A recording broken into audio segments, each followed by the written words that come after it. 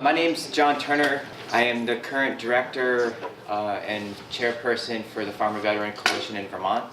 And I also operate Wild Roots Farm Vermont, which started out as like this vision of having a little homestead operation. Farming for me is very much a spiritual practice. When I go into the field, in a way I'm going to church. Everything becomes a prayer for me. That's everything that we in the military were trained to do, was to observe, to be alert, to be aware, to be able to assess the situation and understand what's going on.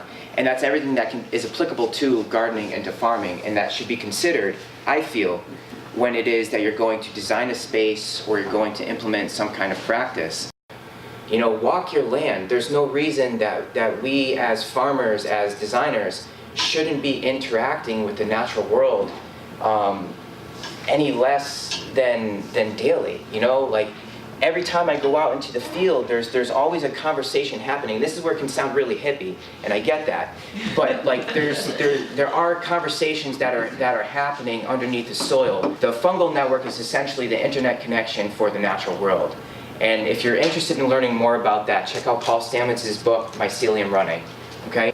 We need to see our microorganisms as livestock, and we need to feed them and take care of them just as greatly as we would our poultry or our sheep or our goats or our cattle or alpacas or whatever we're farming.